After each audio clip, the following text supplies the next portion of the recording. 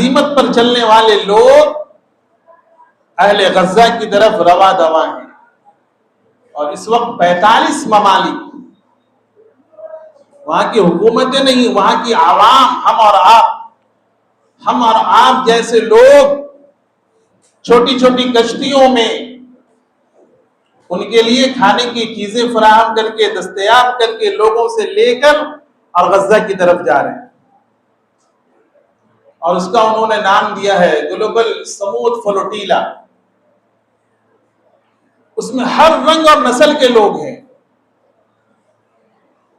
صرف مسلمان نہیں ہیں، ہر ممالک، دنیا کے 45 ممالک کے لوگ ہیں، اٹلی بھی ہے، فرانس بھی ہے، جرمنی بھی ہے، آسٹریلیا بھی ہے، تیونس بھی ہے،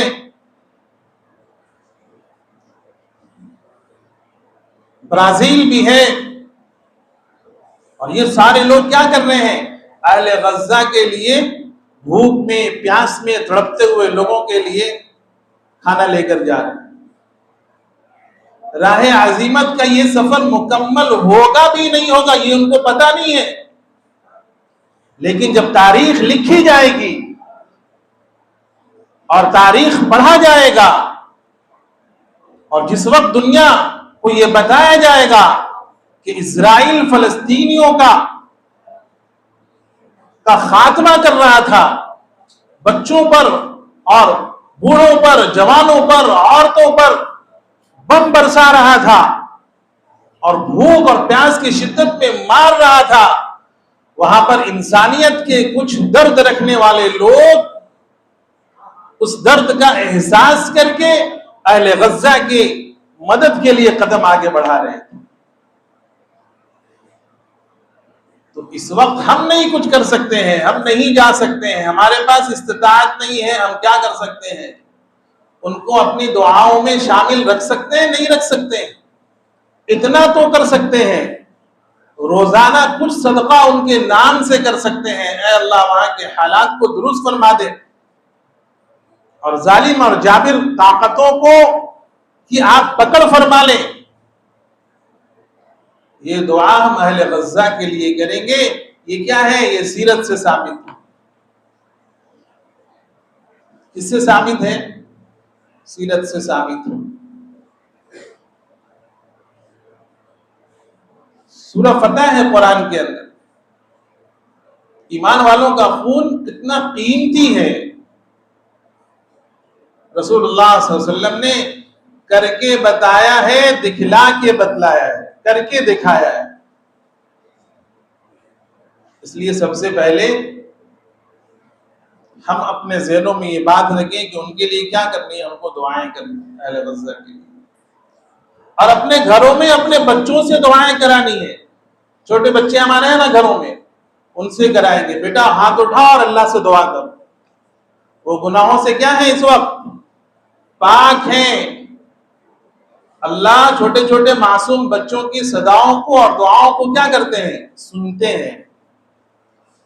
ہم ان کے سامنے حالات بتلائیں گے، ان کو بے خبر نہیں رکھیں گے کہ دنیا میں کیا ہو رہا ہے، باخبر رکھیں گے کہ کیا چل رہا ہے، کیسے کیسے مظالم مسلمانوں پر اور ایمان والوں پر ڈھائے جا رہے ہیں، اور پوری دنیا تماشائی بنی ہوئی ہے، اقوام متحدہ تماشائی بنا ہوا ہے۔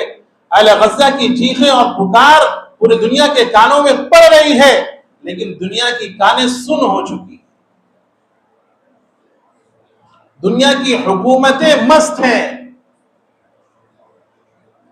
اپنے مستی میں وہ پڑے ہوئے، اسلامی ممالک مست ہیں، 57 اسلامی ممالک ہیں، یہ سب خواب خرگوش میں پڑے ہوئے ہیں، سب یہ سوچ رہے ہیں کہ یہ فلسطین کا مسئلہ ہے، وہاں کے لوگ جانے وہ سمجھے، لیکن معاملہ سب کے ساتھ آنا ہے۔ فلسطین کے حالات ایسے ہیں، وہاں پر اسرائیل کے مظالم ہو رہے ہیں، قطر پہ حملہ ہوا نہیں ہوا، آس پاس کے جو ممالک ہیں اس پہ حملہ ہوا نہیں ہوا، اردن پہ حملہ ہوا نہیں ہوا، یمن پہ چل رہا نہیں چل رہا ہے، عراق ہے، شام ہے، سب ختم ہو رہے نہیں ہو رہے ہیں، لیکن اسلامی ممالک یہ ہوش کے ناخن نہیں لے رہے. تو یہ سیرت ہے. سیرت سے ہم کو یہ سبق ملتا ہے کہ انسانیت کا درد، ایمان والوں کے درد کا ہم کیا کریں؟ احساس کریں.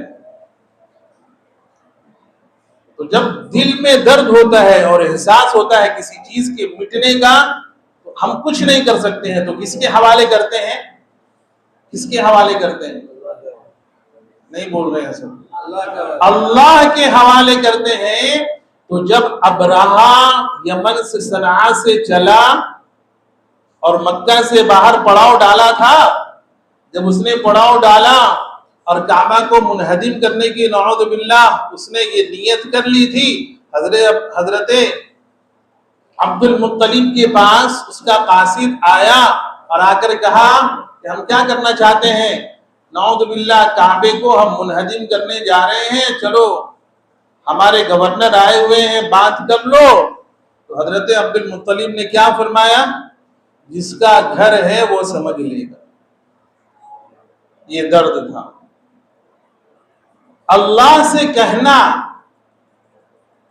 اس لیے مظلوم کی صداؤں کے درمیان اور اللہ کے درمیان کوئی پردہ حائل نہیں ہوتا. زبان ہلانے کی ضرورت نہیں ہے. ہم نے کسی پر ظلم کیا، ہم نے کسی پر زیادتی کی، زبان سے نہیں بولے گا. وہ کمزور ہے، وہ بے بس ہے، وہ لاچار ہے، وہ کچھ کہہ نہیں سکتا، کچھ بول نہیں سکتا. وہ ظلم کو سہ رہا ہے، برداشت کر رہا ہے، لیکن اس کے دل سے جو آہیں نکل رہی ہیں میرے بزرگوں، وہ ہماری نسلوں کو تباہ کر دینے کے لیے کافی ہے. نسلیں ختم ہو جاتی ہیں. تو حضرت عبد المطلب نے اللہ سے فریاد کیا، اللہ آپ کا گھر ہے، یہ ہاتھیوں کا لشکر لے کر آیا ہے، آپ اس سے کیا کریں؟ سمجھ لیں. اللہ تعالیٰ نے قرآن کریم کے اندر پوری سورت نازل فرمائی. یہ کب ہو رہا ہے؟ ابھی آپ تشریف نہیں لائے ہیں دنیا میں، اب کی تشریف آوری نہیں ہوئی ہے، لیکن حالات بن رہے ہیں. اللہ تعالیٰ دکھلا رہے ہیں. اللہ تعالیٰ نے کیا کیا؟ چھوٹے چھوٹے ابابیلوں کے چونچوں میں چھوٹی چھوٹی کنکریاں ڈالی گئی. وہ فضاؤں میں وہ ابابیل اڑے، وہ پرندے، اور کیا کرتے تھے؟ ابرہہ کے لشکر پہ، جو ہاتھیوں کا لشکر تھا، اس پر وہ گرا دیتے تھے. چھوٹی سی کنکری. کیا ہوا؟ وہ وَأَرْسَلَ عَلَيْهِمْ طَيْرًا أَبَابِيلَ تَرْمِيهِمْ بِحِجَارَةٍ مِّن سِجِّيلٍ فَجَعَلَهُمْ كَعَصْفٍ مَّأْكُولٍ. چھوٹے چھوٹے پتھر وہ جب گراتے تھے اس پہ، ان ہاتھیوں پہ، تو ان ہاتھیوں کا پرخچا اڑ جاتا تھا، بھوسا نکل جاتا تھا ان ہاتھیوں. وہ شکست کھا کر پھر اپنے صنعاء کی طرف لوٹ گیا. اس کی ساری گورنری کا گھمنڈ اور طاقت کا گھمنڈ اللہ نے کیا کر دیا؟ چکنا چور کر دیا. ایک معمولی سا پرندے کے ذریعے. آج بھی ہو جو ابراہیم سا ایما پیدا، آگ کر سکتی ہے اندازہ گلستان پیدا. اللہ ہم کو آپ کو عمل کی توفیق عطا فرمائے. وآخر دعوانا الحمدللہ رب العالمین. اب یہ سلسلہ ہے، یہ تو ختم ابھی نہیں ہوا، یہ چلے گا کیونکہ وقت کم رہتا ہے. تو انشاءاللہ تعالیٰ سیرت پہ بات چل رہی ہے، مستقل چلے گی انشاءاللہ.